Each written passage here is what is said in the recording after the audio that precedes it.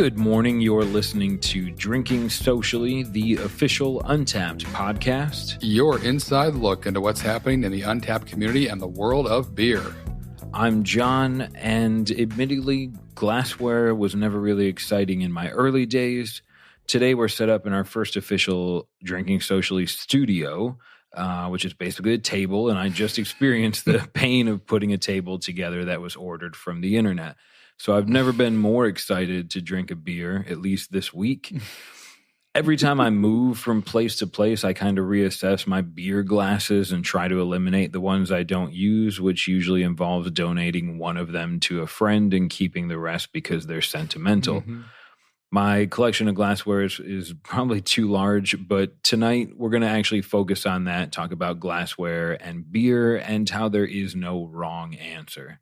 And I'm Harrison, and really, all the new things tonight, as John said, in a new studio. It's full of wood and bricks and interesting smells, and drinking out of some pretty serious drinking vessels as well this evening. One of them, the only other time I ever drank, I guess if you could call it that, out of before was probably when it was full of Fruity Pebble milk while enjoying some Saturday morning cartoons. Tonight will be pretty different. Although perhaps some of those Fruity Pebble notes will still be hanging out in a different form. Excited to see what happens. But first, Drinking Socially is released every other Wednesday morning. It can be found at podcast.untappd.com. Or wherever you listen to podcasts. And as you're listening to this one, Harrison and I love beginning each episode kind of catching up over what we missed over the last weekend or so. Mm-hmm. Harrison, I always love asking you about what you drank over the weekend. Anything cool that I missed out on? Yeah, I had a great weekend. Friday night, just had the evening to myself, so it was kind of cool out here. Got into the 30s, I guess, so which is actually, I guess, cool by almost any definition. So cracked open a couple of beers by a fire outside that I made with the dogs. A session IPA from Edward Teach, which is a local brewery here. It's really great, and it kind of embodied what I think a session IPA should be, which is really like a shelf-stable pale ale, like something that is really good and has a lot of flavor. And even if you have it 3 months after it was packaged, it still is an enjoyable beer. It hasn't really dropped off and kind of weird malty mess. So but theirs is fresh and it was great. I think I remarked something along the lines of my check-in of wish every beer was like this beer. And then followed that up with a Scribbler's Son, which is a Schwartz beer from Haw River.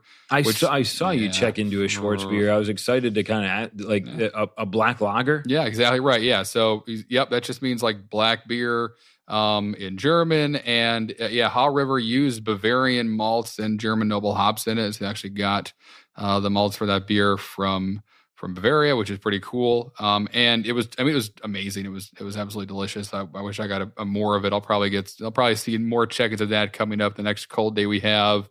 And then I finished it up with a beer called Lift Beer from Hopfly, which is my brewery of 2019. It's like a double dry hop pale ale, which they did well, and that's always tricky with a beer that you double dry hop a pale ale that doesn't have as much of the malt backbone as like an IPA or a double IPA when you dry hop with abandon and not worry about it tasting like a vegetable mess. This one, they did a good job of balancing it where it was certainly double dry hopped, but didn't taste like I was drinking a salad. So really great stuff all around. I had a blast the entire night. How about you, John? What did you get into? You've been doing really good with your brewery focus of 2020. This is your second or third mention for Hopfly. I still have yet to find Angry Chair or Wander Beyond. Right. But I did have the friends and I host a Dungeons and Dragons night. So if you want to know which one of us is the nerd, it's me. We had one of the guys that plays with us brought some beer from a brewery called For the Love of God Brewing. Ooh. As I understand, they're really small, but they made an amazing New England IPA that they shared with us. It was my first words were, "This is like a West Coast New England IPA." It was a really unique version of that style of beer, which I love. And I also had my first purple beer. It was a collaboration from Bramari and Wiseman in North Carolina, and they used pea flour to get the purple color and 5 different kinds of rice. It I never imagined having a purple beer. That was really cool. Whoa. The neat part, as we were getting ready for the show tonight, I was looking back on my check-ins and I could see the time that I was kind of out of work sick, because the check-ins have I was like, oh, I got sick on Tuesday. I could see when the check-ins stop. Right. And when they pick back up again, I was going for a fruited Berliner because I thought it would actually make me healthy. Right. Sure. Get those vitamins in. Fruit any way you can. That's the way I thought of it. Not alone there.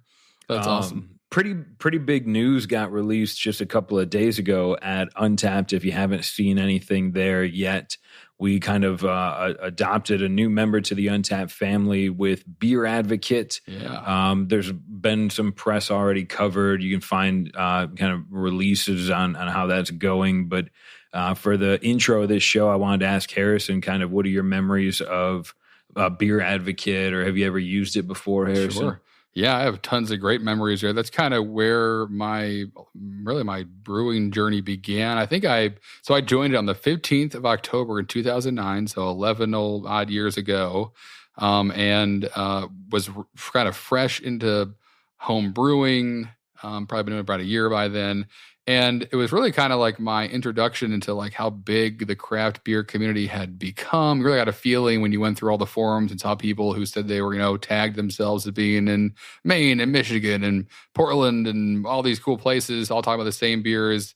Felt like you were part of something pretty big. And that's actually how I discovered Allagash's Triple. There was like a forum, I think, on it where it was like, is anyone having it right now? What's like, and I think it was even a vintage conversation where it's like, I'm having the 2007. Nice. It's tasting great. Anyone else have any out there? You should open it right now. And that people did, and conversation about it. I was like, man, I got to go and find one of this. And I did. And today is one of my favorite triples out there.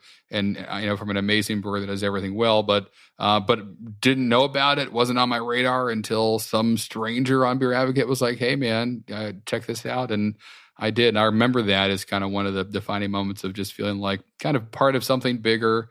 As beer was, again, really exciting me at that time, making it myself and kind of seeing that I was going to be in this industry for the foreseeable future, to have a large community that was also as kind of crazy about as I was. That was really neat, and definitely a lot of fond memories of just spending probably too much time commenting on people's, forums and posts and topics, and being way too serious with the beers that I reviewed on there as well. It was fun to look back and kind of see how smart I thought I was going through the beers I posted about on there. But it's great, and I'm excited to see what's happening next. What about you, John? What any memories for you there? I think I originally came to Beer Advocate as a magazine subscriber. I have probably 3 logins for Beer Advocate, one of which that I still have access to. I've been lurking in their forums really like the first time I had a Franziskaner or a Hoegaarden and realized not all beer was the same.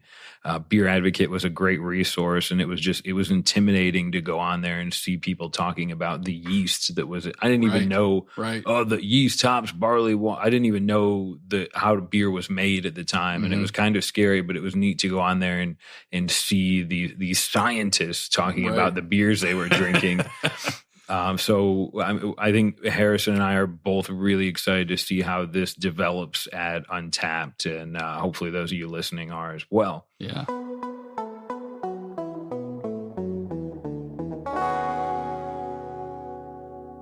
Speaking of Allagash Triple, we've got a competitor to Belgian Triple, and a really celebrated one here to open up the show tonight as we talk about Glassware.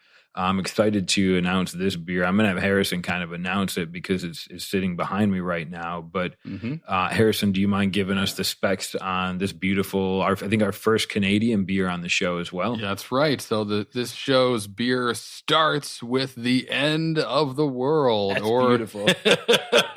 As it's more commonly known, La Fin du Monde. So this is from Unibrew or Unibrew, depending on where you are. I've heard both are correct or forgivable, I guess. But the amazing brewery, as John said, out of Canada. They've been brewing this beer since 1994, so certainly an OG in this space, and it does mean the end of the world. Here we go. That was a good one. Ready. It's ready to party. That surprised me. Yeah. Ooh, all right, good. And from their official description, they the notes about this beer actually. So it's a Belgian triple, 9%, 19 IBUs. And their commenting on it is the excellence of triple fermentation through a blend of special yeast gives this malt beverage an exquisitely robust flavor of exceptional refinement. So, I mean, yeah, pretty classy beer, a storied beer for sure. One that a lot of people have. It's probably a gateway beer for a lot of people. As you said about kind of Hoegaarden, as we talked about a lot, and other beers and the Fermi Nuki Browns. So you have that beer that is something else. You're like, oh, there's a bigger world here that's been in front of me this whole time. A lot of people I know have a story like that, and this is their gateway beer. So, and I haven't had it in a hot minute. It is bottle fermented, which is always awesome. And yeah, I mean, I'm pumped to have this again because it's been a little while. I've only seen it in its cork and cage bottle. It's 750 milliliter bottle with a cork in it, or on tap. It's got a huge tap handle. Yes. I know they make it in a smaller, like a 350 ml bottle as well. But that was one of I remember seeing that and remembering my high school French and putting La Fin du Monde together as the end of the world and saying, that's great, I'm going to try it. And then I got my butt kicked by 9%. But it's Canada's most awarded beer. Right. It's got over 50 medals. The brewers refer to it as brewed on least, which Harrison kind of mentioned, bottle fermented. There's yeast left over in the beer. Yeah. Which is another fancy way to say it. But I haven't had this beer since I was a bartender. Sure. And I remember selling it to people as like the blue moon you can end your night on. Right. Well, yeah. Or start the second half of your night on. Start your morning with. That's early morning. Yeah. I mean, cool. So we're drinking this. Harrison's going to drink this one out of a Tiku glass, which I would posit that a Tiku glass is the perfect glass for any beer. As he quickly inhales the foam coming over the top of that. It's bottle fermented. That's a heady pour. But the Tiku glass was, long story short, kind of a concept between, if I remember correctly, an Italian designer and a German engineer, which there's some stories to be told there. I'm sure, absolutely. And I have just a quick one. The first time I ever saw a Tiku glass was at Tired Hands out in Ardmore, PA, outside of Philly, who I'm sure a lot of you know of, and maybe been lucky to have some of their beers. And early days were very well known for their like farmhouse ales. They would a lot of times, or saisons, they dry hop the heck out of it. It was kind of the crazy thing. What do you dry hop in this beer? Yeah, dry saison hands is big. I was actually there the first day they opened, and they shortly after started selling these, and I'd never seen one before until it popped up on their Facebook feed. And I was like, what is that? And they had the really cool artwork on it of like their crazy animated alien guy. So first time I saw it was then, and it kind of like a glass of the future. And yeah, I'm pumped to check this beer out. And yes, as John said, super heady there on the pour, but this glass is designed to handle it. Ooh. This is going to be fun to start with. Yeah, right. A glass specifically designed to capture the aroma of a beer. Yep. I'm going to be drinking this out of a tulip glass, which has kind of become my go-to. Honestly, one big favor of the tulip glass is it fits in my cabinets really well. Right, that's important. And it still does a good job. You know, when I pull it up to drink out of, I can take in that aroma of the beer. And Unibrew actually suggests if you're drinking this beer, they suggest you pair it with a tulip. I'm hopeful they won't be angry about us trying it from a Tiku as well. Yeah. What do you say, Harry? You want to dive in? Let's do it. Cheers. Let's do it. Spicy, fruity nose, which is perfect. That's what I want in a triple. Estery. Ooh, nice warmness. There's a little bit of, orange happening. Man, this kind of, again. Instantly, it makes me think of cracked black pepper. I know that's not an ingredient. I think they use orange and coriander in here, but as soon as it's like palate cleansing, the cleanliness of this beer. Super clean. Makes me not herbaceous, but God, that's good. Mm-hmm. I know we've been doing a really good job unintentionally of having a lot of past couple podcasts, a lot of just really classic beers, doing Old Rasputin last time, and a few more for that. But just kind of classic examples of just a great beer that can stand alone on the flavors that are created by the yeast in here. As we mentioned, 3 different yeast in there doing their own thing. It is bottle fermented with some of that yeast as well. So this is a beer that you can sit on and age. In fact, the bottle itself says it'll last till April 2022. So 2+ years from the day we're drinking it, it'd still be great by then. Stored in a cool place and dark ultimately. Right. Yeah. Just put it in a box in a closet, or as I have a box behind my couch that I can never remember exists unless I'm here. That's a time capsule far away than a cellar. Yeah, it's working. I mean, John nailed it. There's a little bit of cracker happening here. Lots of fruity esters from these yeasts, which kick off all kinds of cloves. A little bit of banana happening in there. Maybe some bubble gum. Like, there's all these flavors you hear about when you learn about what a triple is and study Belgian beers. They're all in this beer. But you're right, it is very clean. It's definitely like there's nothing cloying about it at all. It's just for 9%, it just goes down smooth. Again, I think I would tell you that my favorite taste in beer is hoppy, but I think balanced, even though it's not a taste, it's more a qualifier or it's not a taste. But balanced makes a beer great. This one, after having taken a few sips, if I come back to the nose, it smells like being in a French bakery where there's just a titch of sweetness in the bread. It smells it smells like beautiful fresh bread. And then going back for another drink, the finish is dry, which allows me to drink it kind of consecutively without having to let my palate recover. I'm grateful for that with a dry finish. But this would pair beautifully with almost any food I can think of. With a French inspiration, I instantly want like a sausage and a baguette and some really stinky cheese. Yep. This would be beautiful. This is if you're ever trying to impress someone on a first date, buy a cork and cage bottle of La Fin du Monde. There you go. A nice block of cheese and go someplace where you can sit in a public park and not be bothered. Yeah, right. That's tough. Maybe, but maybe at night. Yeah, this is fantastic.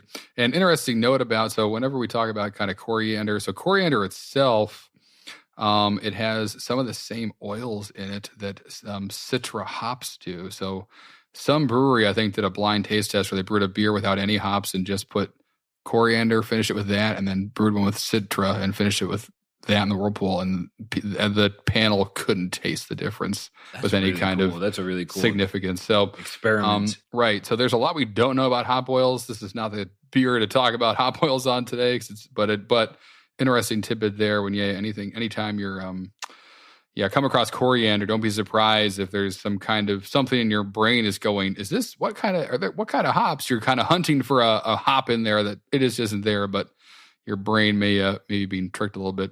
But yeah, definitely a smooth, dry finish. It's very balanced, as you said, and spicy. A little bit of acidity there, but I mean, this is just right. It's fantastic. It is. You definitely get like the booze note, like a warmingness from the alcohol, which is kind of a linger. Great. Yeah. Like right at like it's kind of just all over the way it sits on your tongue too.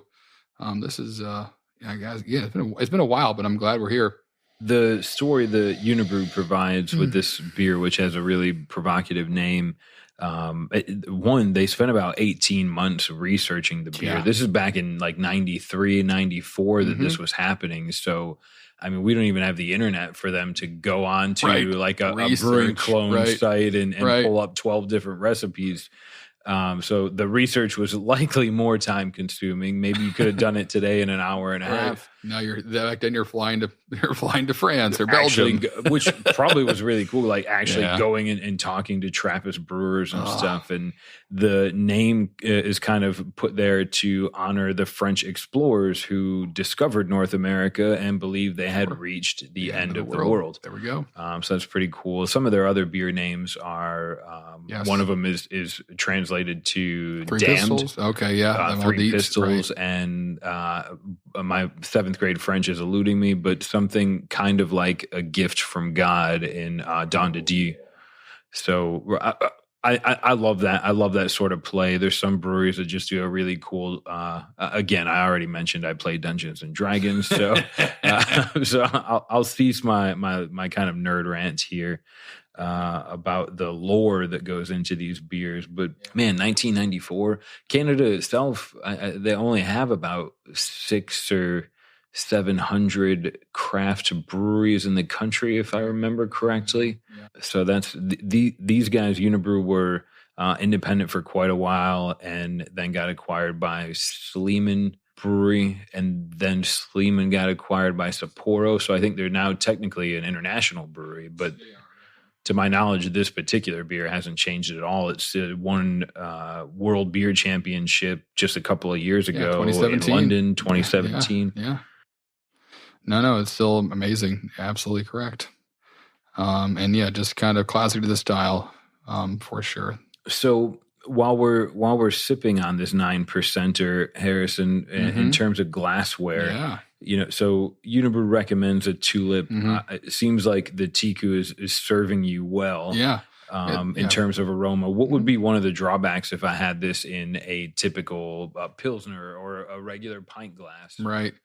Well, the goal of the tulip is to kind of capture all the aroma in the glass as you drink it. It's not, it's got a simply put, smaller surface area. The aromatics are leaving less slow, getting trapped, or less fast, rather, getting trapped in the glass due to the smaller actual opening at the top, as opposed to a pint glass that would just kind of let everything bubble on out. So the CO2 in here wants to be a gas, so it's going to try and escape, and you got to kind of do what you can outside of drinking through a straw to trap it in there and kind of with it the aroma that it's attached to. So you definitely would, especially as you keep drinking it and you kind of get some headspace in the glass and can swish it around a bit to knock some CO2 loose, and with that it's a little more aroma, and then take a big old sniff in there, and it's even more orangey now as I'm sitting here and enjoying it. It just like hits me in the face with orange. So you may not be getting that same experience with a different glass. Now, John's right. There's no wrong way to drink a beer, I guess. There's probably an asterisk there, and you could find a wrong way, but right. Generally speaking, you're right. Okay. But if you have the opportunity, definitely these recommendations are, they're there for a reason. And the Tiku serves as a great. It's more like a tulip with more angles to it or something. I don't know. Like it's very close to it. I'm not even sure. It might even be considered like a variation of a tulip glass. It was initially drawn up by Italian beer experts who, they make great ham. So I'm not going to take anything away from their craftsmanship. Its shape is very close to a tulip glass, except for the upper lip, which I want to believe is built to kind of push the beer into your mouth a little bit easier than the concave turn of a tulip glass. Yep. But either way, I think you're very correct. If you drank this beer right from the bottle, it would still be good, but you'd be missing out on half of what you taste is what you smell. Right. And that really affects you when you're drinking a beer. Absolutely.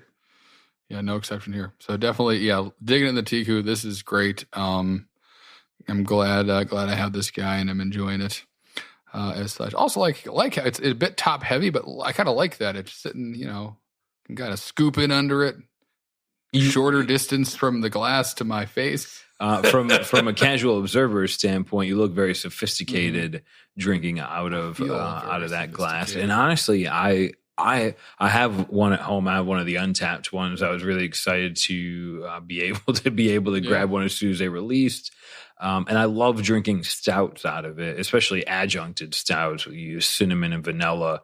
I find that I can really inhale that beer. Well, smell that beer and drink it at a proper rate.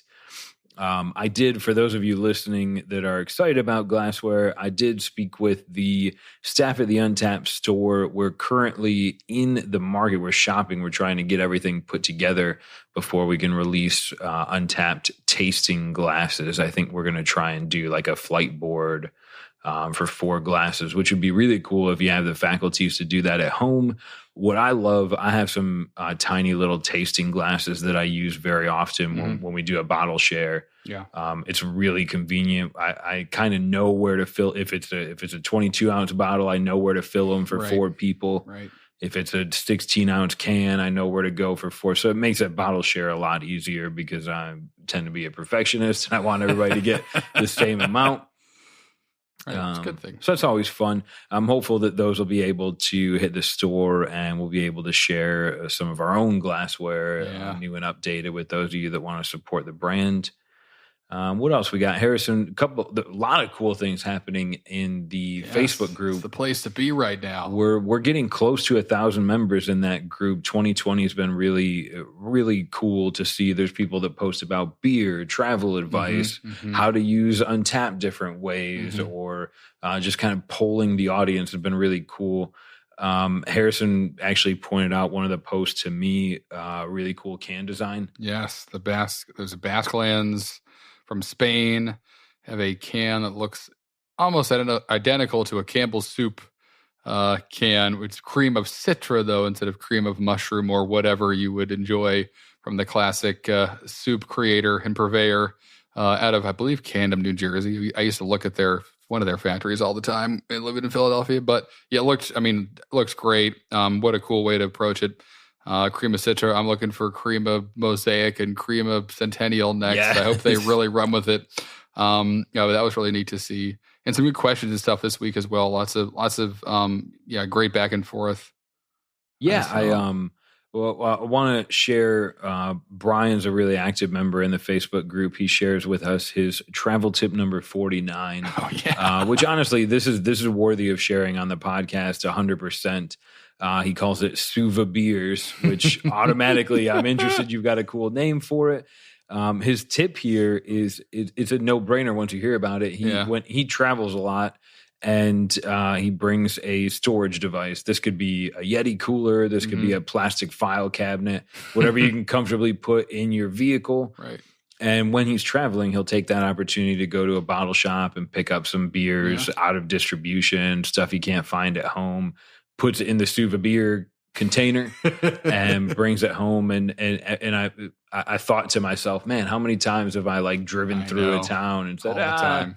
And then you get home and you realize you missed an opportunity to pick up some 120-minute or something. Yeah, something crazy. I know, it's a great idea. I've heard of that too. Other people packing purposefully empty luggage, and they go somewhere to fill up with beer on the way back.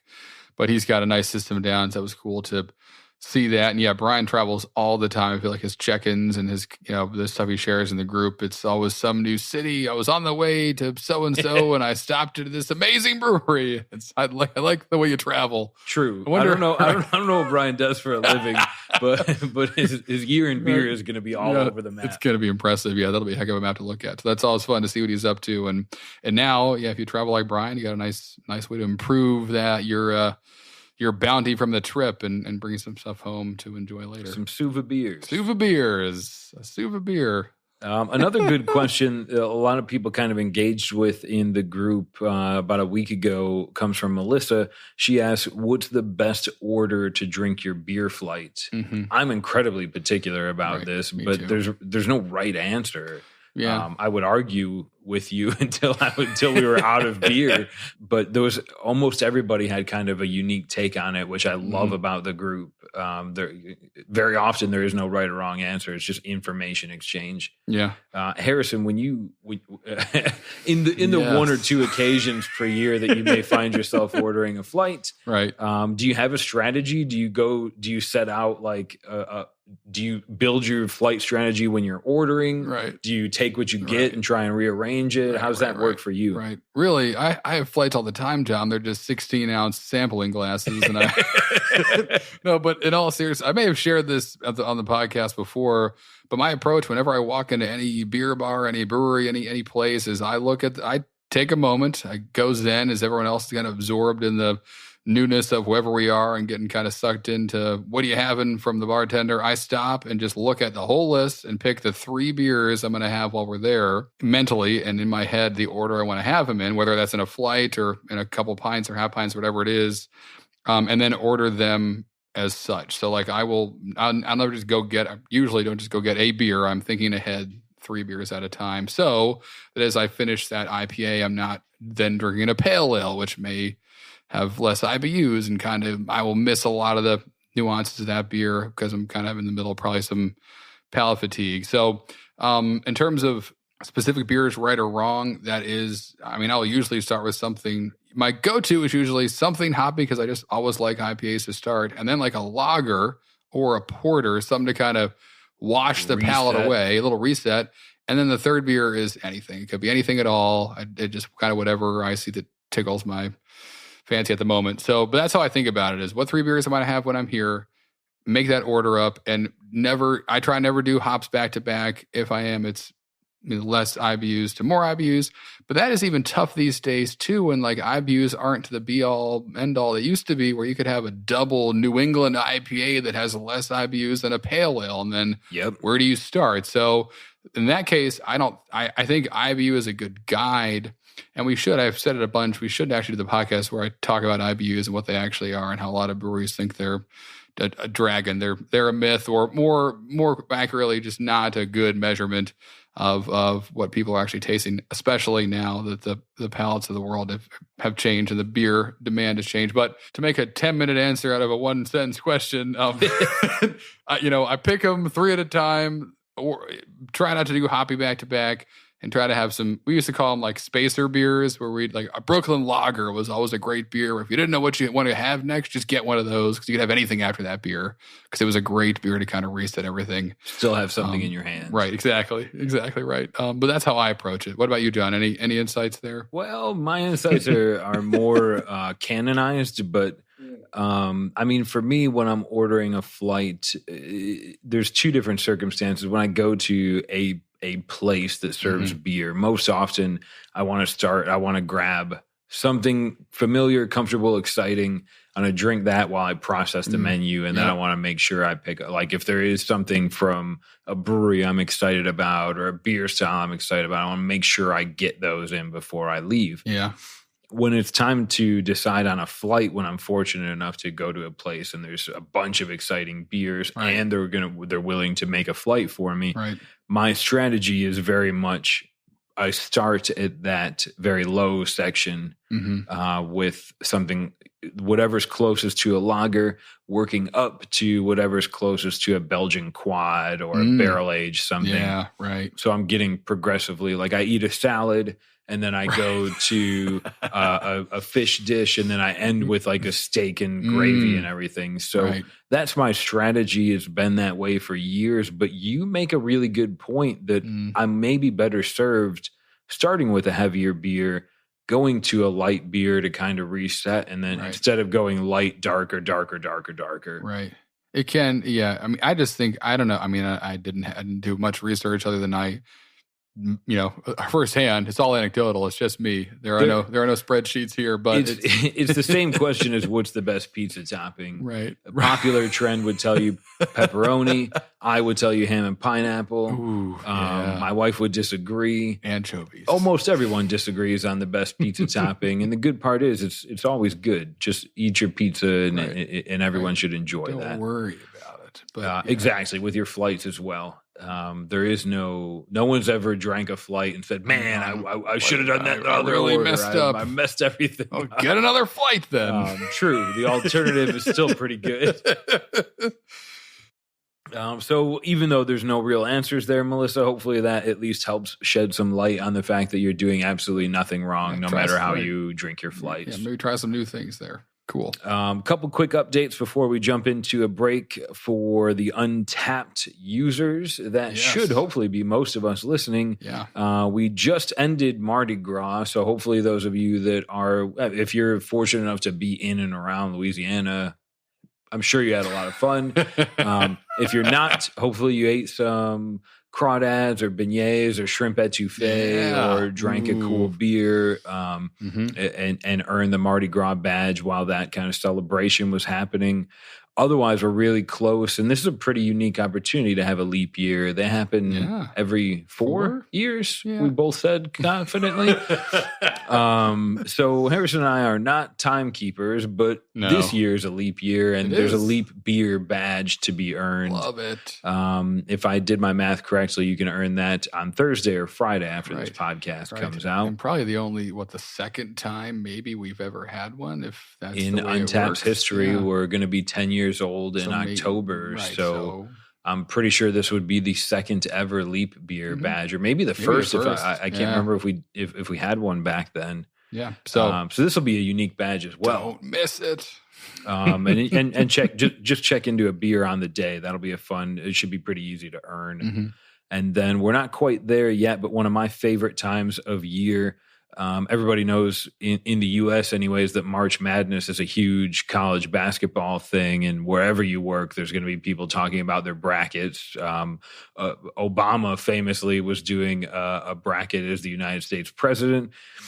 We are not tied with the NCAA, but Brewery Madness is coming this year again in March. We've got one more episode before Brewery Madness launches. Yeah. We're really excited to work on. We're talking about doing a big bracket. We want to announce the breweries that are going to be participating. Mm-hmm. It's all decided by check-ins. So we picked the 64 breweries with the most amount of check-ins. It can be U.S., it can be worldwide. The top check-ins in a brewery, we set a bracket up, and it's competition almost every other day for the later part of March, leading into April. Yeah, it's all in good fun. In 2018, Founders won it. In 2019, as you may assume, Treehouse won it, which was kind of a Cinderella story. Yeah, they don't do much distribution at all. And they were able to win the Brewery Madness bracket. So this year, I think Greg Avola, the founder of Untappd, is actually going to be filling out a bracket either with us or on social media. So that should be kind of fun. And we'll do a poll in the Facebook group as well to see if anybody can pick the winner for 2020. I'm going to stick with the champ. I think Treehouse is the one to beat. They haven't slowed down at all, but I'd be excited to see someone upset them. Yeah, I know, right? I'm trying to think quickly off the top of my head. A lot of breweries, bigger breweries like Founders and even Sierra Nevada have a lot of new beers in the market they released this year. So I wonder how they're trending check-in wise compared to years past. There's more things you can check in. So Brewdog, Bell's, there's some really Bell's big competitors. Too, that's right. With Bell's, it has some pretty serious new beers in the market. So it's gonna be awesome. It always just a lot of fun to look at this, and it'll come down to that. Probably the last day. I think it was pretty close last year, was it not? It was.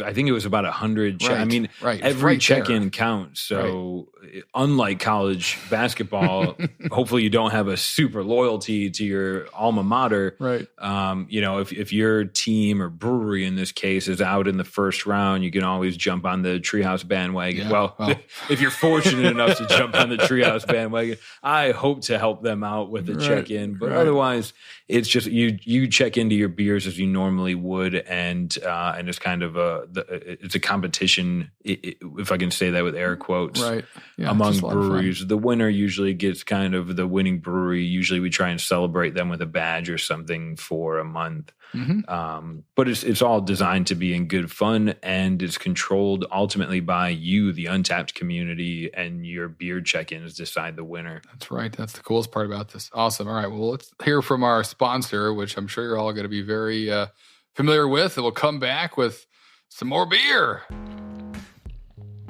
Want to show off your love of Untappd?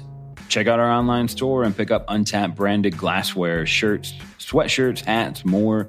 Depending on how hot or cold you are, go to store.untappd.com and enter the coupon code podcast when you check out.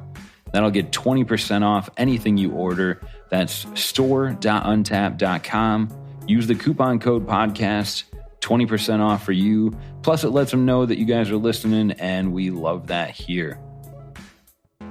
All right. And we're back with a beer John and I have been talking about for a little bit, and certainly there's been a buzz about this, and maybe you saw it on social media the other night of us alluding to, here we go.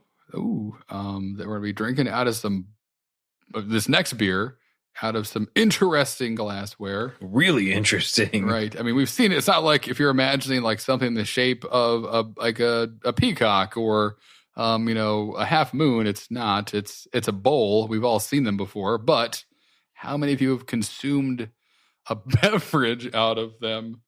And I'm not talking about Beerios, although I guess that kind of counts. I mean an actual beer. We're about to find out right now what this is all about, but this is a hilarious story. I think it's actually a really cool story how this came to be. And I did say bowls. I mean like an actual bowl. We have a bowl of beer in front of us. It looks like miso soup. Oh, John's passing. Sorry, Harrison. Be very careful. There's some electronics underneath that bowl. Wow. This is already one of the coolest things I've done. I know. Or at least I can say one of the most unique things I've done. Yeah, this is wild. So we're drinking a beer called Dunzo from Back Channel Brewing Collective out near Minnesota. Yes. These guys kind of got some internet fame about a year ago for serving beer in a bowl.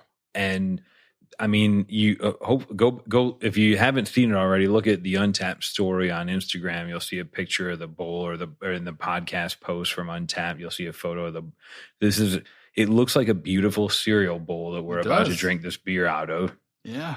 And exactly. Hopefully I'm guessing this is going to provide a pretty cool experience for us to be able to get right in there and smell it. Yeah. But the story behind this is even better. The guys and girl that started this brewery were kind of touring, talking to other brewers. They went to North Carolina.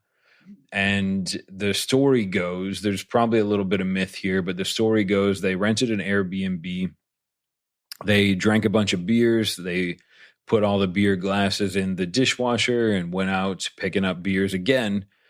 And they come back to their Airbnb and realize, as we often do, the dishwasher didn't actually work. Right. So now they've got these beers. I believe the story tells me that it was Citriquential, which is the Heist Brewing in Charlotte. That's their kind of number one checked in beer.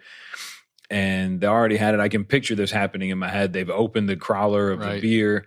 They're looking around. The glasses are all still filthy.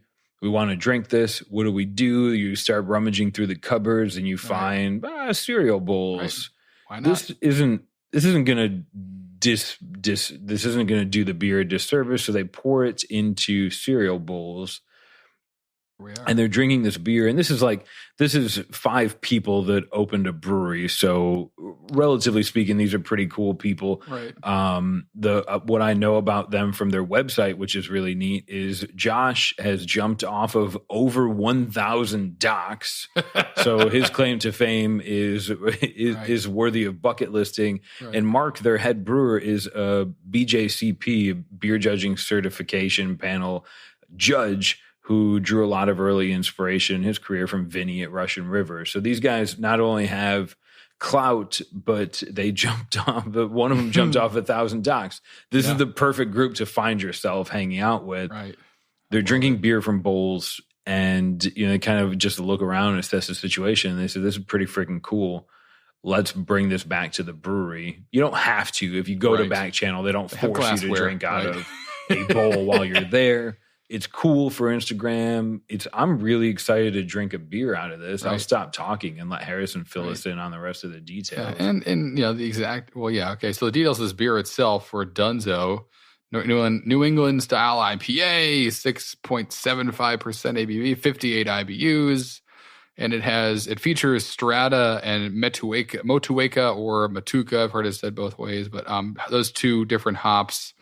It was kind of in planning for this beer, kind of wanted it to be a really dank IPA that was kind of had a lot of strawberry and orange creamsicle citrus notes attached to it, while also kind of really manipulating like the soft, fruity fluffiness of a lot of those stone fruits that a lot of beers, especially IPAs, enjoy today. So really, it says this fluffy gem goes elbow deep, showcase a bright tropical forest of flavor that will leave you stone-faced. So a lot of stone fruit puns happening. And maybe I'm right with my foreshadowing of Fruity Pebble notes. We're going to find out right now. I'm going to get a big face full of it. That's for sure. There's no other way to do it when you're drinking out of a bowl. Be intuitive. I mean, someone hands you a bowl full of beer. Right. Just don't be just drink out of it. Don't ask questions. Don't ask for a spoon. Right. Okay, so here we go. Drinking a beer from a bowl. Wow. I mean, it's all nose. This is huge. There's the head on here. I feel like only Omnipolo could give a good beer head if you're serving it out of a bowl. Right. That dissipated, as you would expect. The surface area on here is huge. It's huge. But the aroma, my gosh. It's really amazing. It's the opposite of a tulip glass. It's huge. It's hitting it like a wave, like a tidal wave. Here we go. This is exciting. Oh yeah. Oh, what helps is that is such a good beer. Yeah. This is dangerous. It's just like going to a ramen restaurant and finishing the broth. I mean, the mechanics of it, as I should have expected, were just like finishing your Captain Crunch milk. Exactly. And I think I've just learned that I'm programmed to chug out of a bowl. Like all I've ever done when drinking from a bowl is chugged ramen or chugged juice, like, as milk. Fast as you can. All I know how to do is just finish it quickly so I can eat more cereal or have more ramen. So I've got to try and make myself not do that. But this is a trip. This is awesome. And yeah, complete opposite of a snifter or a tulip or a Tiku glass, where it's open as it can all be, but it really right away hits you in the nose because of that. There's no ignoring it. You got to put your face near it. Almost literally. I think I was maybe 1 or 2 millimeters away from dipping my nose in the beer. Yeah, it may happen that would have been okay too. This is awesome. And I also did some other research. I guess this is not like an alien idea. Apparently, there's history in Norway of Vikings drinking out of a bowl. Yeah, Skull. I think it has to do with drinking from a bowl and the kind of cheers to good health there. So, the world was at one point you kind of drank with whatever you had, out of a horn, out of a boot. If you've ever stayed at an Airbnb with a broken dishwasher, you may have already done this. Had coffee out of It's bowls. better than a dinner plate. Right, certainly. Yeah, I don't think there's any aroma on it. Maybe it's all aroma. There's no liquid on a dinner plate. You're just getting the nose of the beer and wet. We've got to clean the dishes now. That's right, and the floor. Oh man, this is I appreciate. I would easily visit a place that told me they serve their beer out of a bowl just because it's an experience I haven't had. I live in a house where there are bowls. I could do it at home. Maybe I will. There's just something about this is the way it's presented, and drinking it again. There's a lot. The bowl is really cool, but there's a lot of skill in this beer as well. This beer is really good. It's delicious.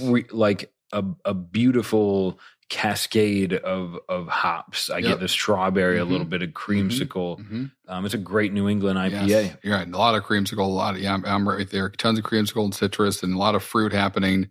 And it does kind of change as you smell it, then drink it, then sit for a moment afterwards. You're getting a lot of different things, and it's kind of fun to drink. I want something to dunk into it. Yeah, right. I know. I feel like I'm right.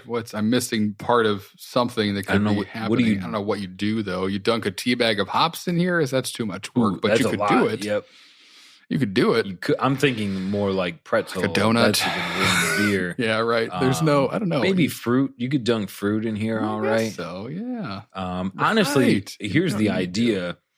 Back channel if you're listening and you want to do a one-off, or maybe if you want to just heed my unqualified advice, allow people the opportunity to sprinkle some fresh cut jalapenos and fruit, and then sprinkle it into the bowl. That'll do a little bit of flavoring, but also it'll be kind of fun to eat that at the end, just like a ramen bowl. Right. There's a whole now other. I've solved it. Now I can eat and drink at the same time.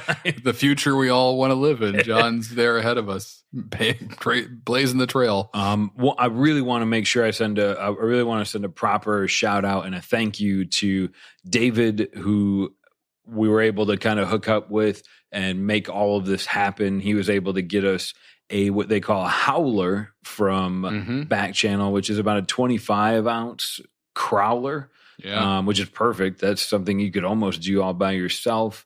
And he was kind enough to also provide us with 2 of the back channel beer bowls, which they use. You could, if you're around Minnesota, and you want to visit Back Channel, I would recommend to check it out. Most of their beer is sold right in their tap room. They don't do a lot of distribution. If you're not, and you have a bowl that you drink stew, soup, cereal that you eat salads out of, you may feel silly, but no one has to know. grab an IPA, grab a stout, grab a beer you like, pour it in the bowl. It's not going to change your world, but it is really fun to drink this beer out of a bowl. And I have David W. on Untappd to thank so much for sharing this experience with us. This is so much fun to do. Yeah, thank you, David. This is great, man. I'm having a blast.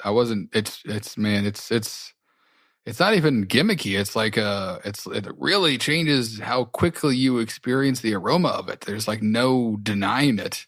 It's great. It's a hoot. Now I've got a whole. I'm gonna have to re-drink every beer I've had out of a bowl now. Yeah, it may have changed my life tonight, John. Of all of the Tiku glass, again, I'll say is probably the most. If you could only have one beer glass to drink from, that's probably the one that'll serve all styles pretty well. A Pilsner glass is beautiful, but of all the glasses I've had, you go to a brewery and they have their beautiful branded glassware. This is the one glassware that I've drank out of that I will tell this story to people I meet and say, man, it was just so it's the most unique or different thing I've done. And it almost feels like I'm friends with the team that started the brewery. Like I can almost put myself in that situation where we had to drink our coffee out of a cereal bowl. In fact, I'm pretty sure I've stayed in that same Airbnb before. Right, they should put a plaque on the door of it. This is the place where the legend of the Back Channel Bowl began. That Airbnb is missing out. That building's been demolished. And if you're a snowmobiler, you can. I believe they mentioned that you can take a snowmobile to their brewery in Minneapolis, which is that's probably 6 or 7 months out of the year that a snowmobile is easily able to be driven. Yeah, that's right. They're right there in like Spring Park, which is right there. If it's right in the same exact area.